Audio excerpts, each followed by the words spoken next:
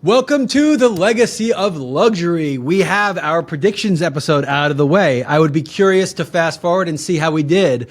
But now we are going to do our New Year's resolutions episode. So we're right in the thick of Christmas at this time, but New Year's is around the corner at a time to restart.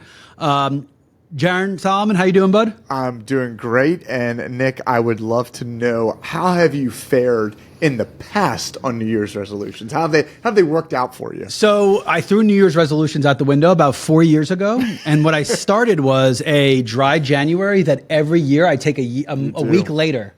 So now will be the first time I'm pushing into March with my dry January. And for that, I have fared incredibly well. So a couple quick things. Number one, I also dropped coffee, which is just nutso. And number two, because I'm not an idiot, for things like the Super Bowl, I will replace that day with a couple of drinks. And then I kick that day to the next month. So if I go to March, I'll skip another day in March to make up for it. Because who's not going to have a beer? Who's not going to have a beer in the Super Bowl? That's like, because unfortunately, once you realize that game is 4 hours and very unentertaining, you need drinks in you. Yes. Like, that is not, honestly, an ADD kid and the Super Bowl do not go well together. You can't watch a football game like that. No. You know? I mean, you got to have a beer. Come on. All right. So resolution. So look, lots of change in my life. Jaron's probably been consistent other than having to deal with me. So this is going to probably be very different conversations. But I think the world is changing so fast that I think if you do not make resolutions for yourself early with some plan to stick to them, that you're going to be left out faster than you ever have before. What do you think about that?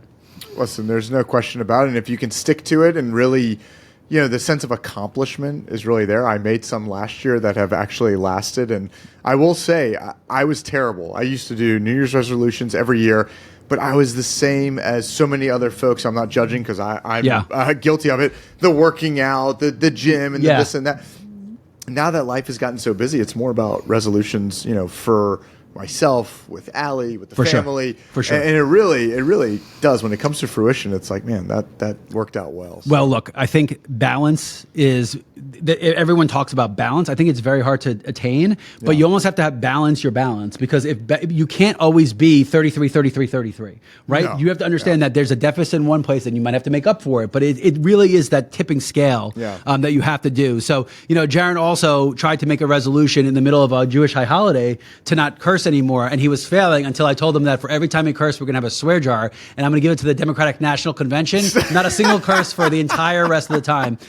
So sometimes you just need proper motivation. Right. So I'm going to start on a high horse. Can I get on a high horse for a second? Always. Okay, so what I'm going to ask as a world that we make a resolution. Everybody who's watching, all 12 of you out there, everyone watching, one resolution for me. We need to be more curious as a society. One of the problems right now is that we have a very unconfident. We are just not sure in our steadfast and our stepping. And I see it in my daughter, and and the only way to be confident is to be curious, but the only way to be curious is to be confident. So try and fail more. There's nothing wrong with failing. Just try. I got very lucky this year. Jaron gave me a doctorate degree in marketing. He gave me a budget and said, go, and supported me throughout it to make these decisions. And I feel like I became a good marketer because I had the confidence, and I was given confidence to someone else. So life is not about being smart right now. It's not about being diligent. It's about being curious. Anything you can set your mind to, you can do. And there's more information out there to do it. So as a group, I want to be more curious. And I think if anyone should make a resolution this year, it's to explore your own curiosity. Whew. I was going to come off my high horse with that one. I'm telling you, that is something else. I don't even know how to follow that.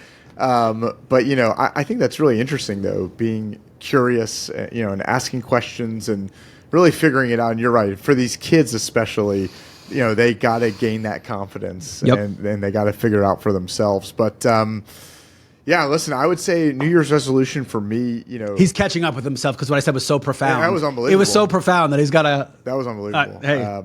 But, for me, I'm going to start with business. Please. I like to, business and pleasure, but business first. I want to find a way back into our supply chain that we used to do, that my dad fell in love with on the manufacturing side, buying the rough side.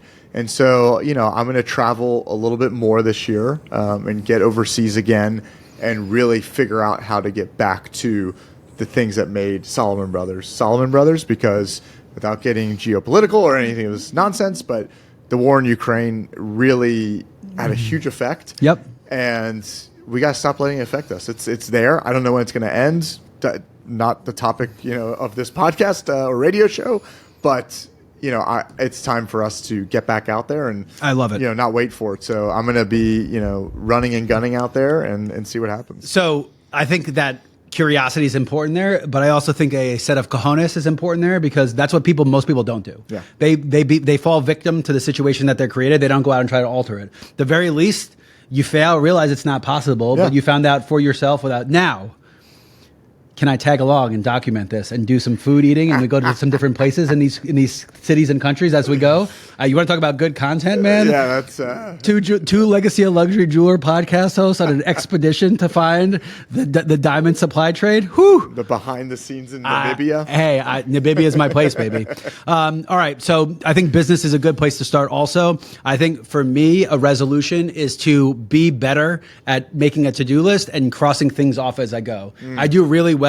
My brain works really well with scatter, but I feel like too many times I get home and my mind is racing in all these circles, and I got to do a better job of organizing the chaos, just for the sense of when I get home, I'm not anxious and like, because everything gets done. Don't get me wrong, but it's just the pattern to which it's done is so sporadic that it makes my brain wander. So absolutely, a little bit more organization, a little bit more curation, if you will, of the list and the to-do. Should be a New Year's resolution not to use the word curated next year. You used it more than I did. I said it one time and you just ran with it. All right, what else? I think business is a good place. What else we got for business? Yeah, no, business-wise for me would definitely be to understand the psychology a little bit better of all of my people here, and the leadership role, that I'm in now, which I really appreciate, and I love my team here. I love my management team here, but all the way, we have a lot more employees now. We have more salespeople. We've got 3 stores. Of different generations. You have 3 or 4 different generations, which makes that job incredibly hard. The motivations from baby boomers all the way down to now Gen Zers, and it's insane how different things that they're motivated, how they work together, how they use technology. It is harder than ever, I'll say. You have more ages in a workforce than ever before. It's harder than ever to be what you are for everybody. Yeah. So for me, though, I do think that a lot of people want in their leaders is to show up and have their back. So it'll be a resolution of mine to make sure that I'm visiting my stores more often and making sure, Nick, that I get to see all of the people, right? So I used to go on like this day or this day or this day, but that doesn't work because some people are off, some people are not there. And I think it's very important with all these different generations. You just, no matter what generation you're from, you want your leader to show up and be there. Not, you shouldn't have to trust, he's working behind the scenes. He's making it happen. Yeah. It's like, no, that's what you're here for. Right. You're the behind the scenes guy. Right. And then they see it come to fruition. But, I think that they need to see me more. So need to make that happen. Yeah, I mean, and to be honest with you, it was, part of the CMO role that most people don't talk about is the relationship with salespeople. So that's why I was everywhere. I mean, I've been down to Peachtree City probably more times than anybody in this building other than you, and I've been here for months because it was so important to me. So I think it's important to do that. I think it's also important to be deliberate with what you do, because the worst thing you can do is get down there and you're just caught up in the minutia. Yeah. Like there's too much time and too much stuff we have to do. Right. All right, so I did high horse. Could I get a little soft on it, a little softy on it? All right.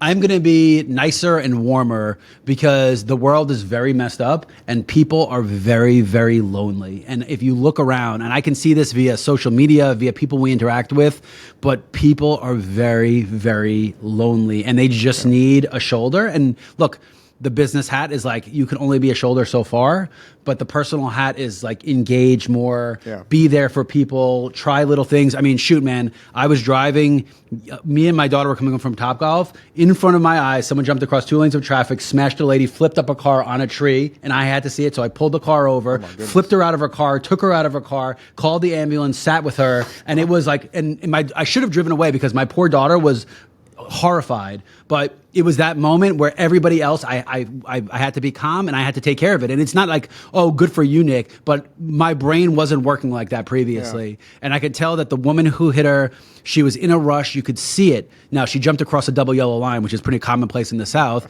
but the woman who was driving way too fast. So I talked to the cops. Everybody was very grateful. Even the woman who hit her was grateful that I stayed, but just be nicer. The world is messed up right now.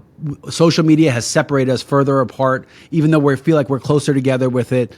Be nicer, be in person, be in the moment, share a drink, share a coffee, go to lunch. Don't be afraid to interact, because I'm telling you, the one thing that binds people together are a sense of community. Yeah. So we're trying really hard here at Salmon Brothers to build a sense of community with everybody we have. But I would say even whatever community, church, neighborhood, be part of your community and be nicer. Yeah.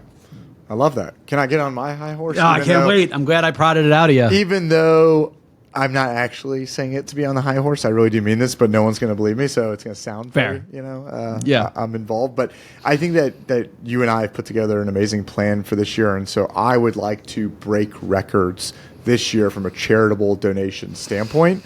And I think that you and I have gotten extremely creative on raising money for these charities. And there's one thing with giving, money to everybody. Yes. And then there's one thing actually creating an option to raise really good dollars in these live auctions and these raffles and all that stuff.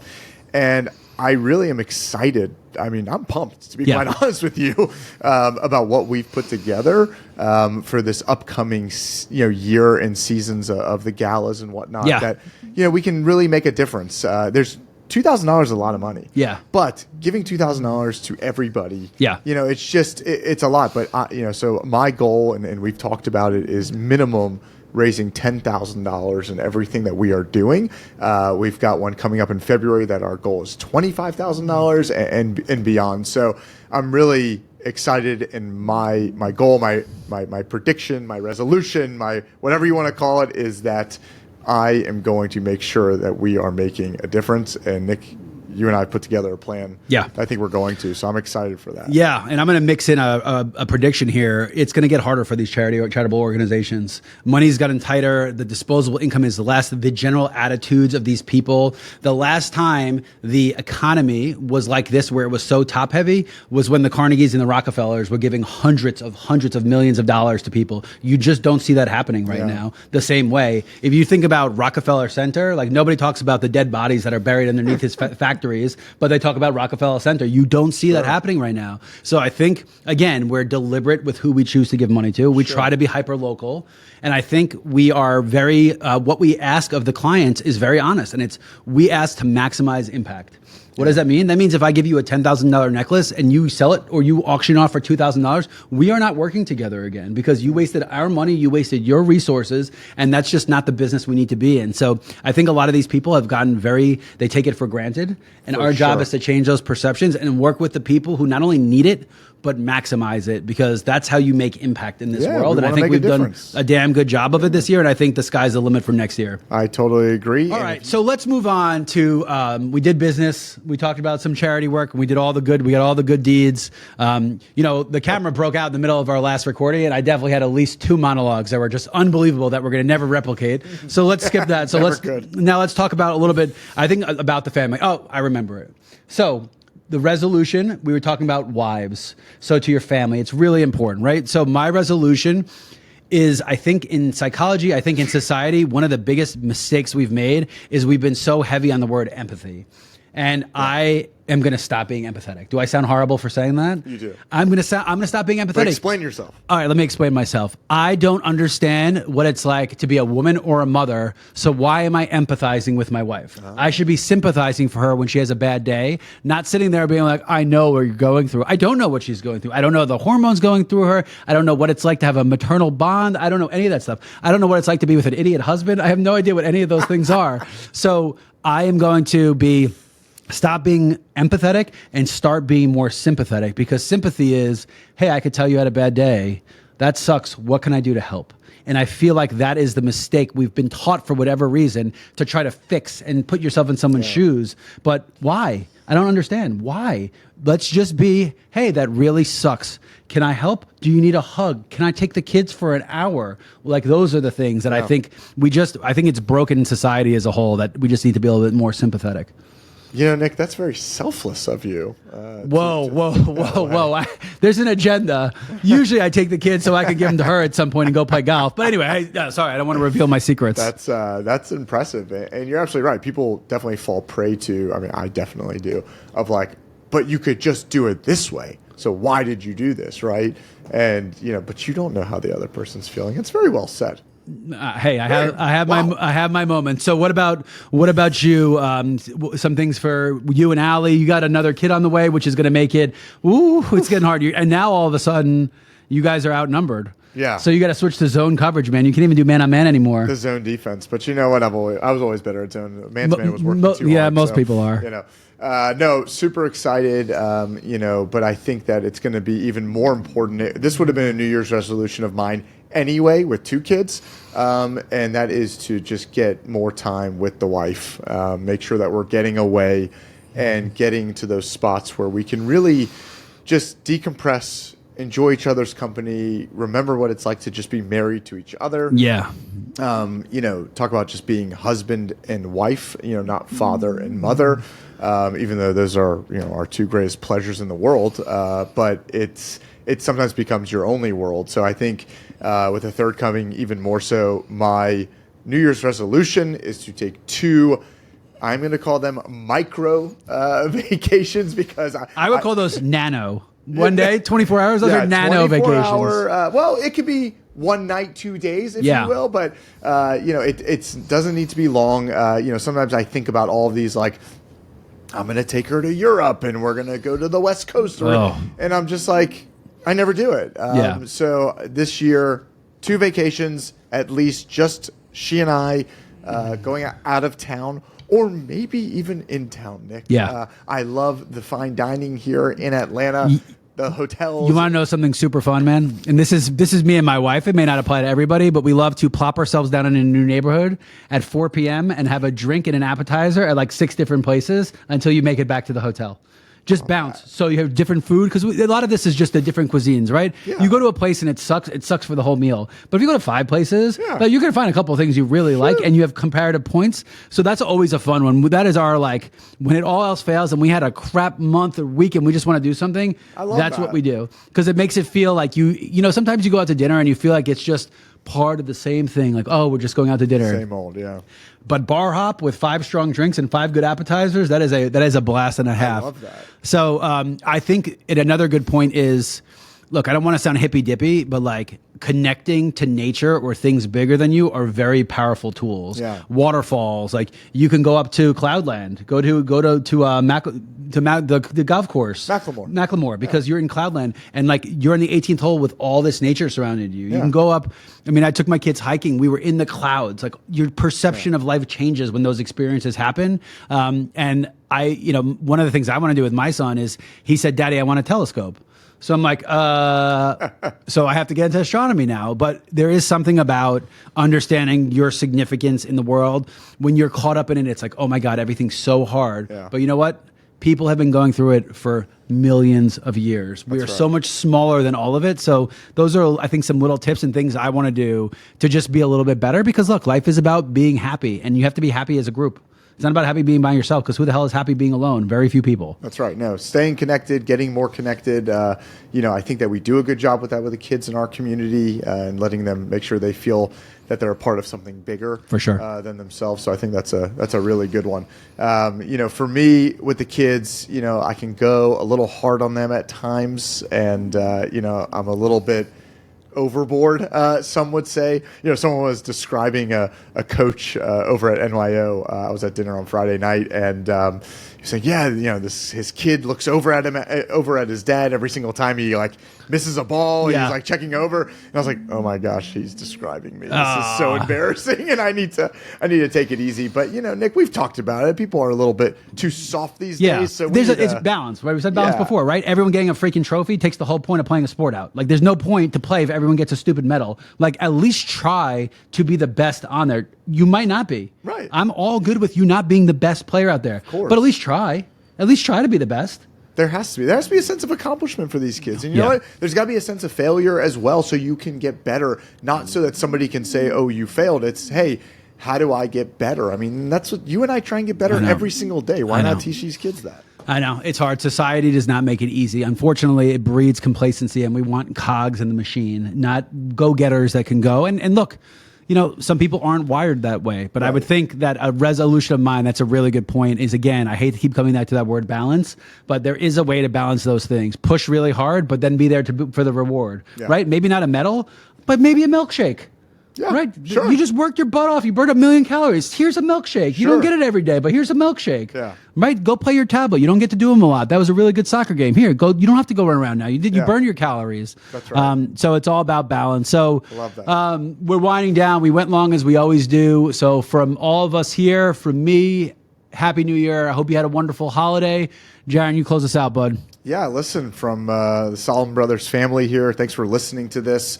And we wish everybody a happy and healthy new year. May it be the best year ever in 2026.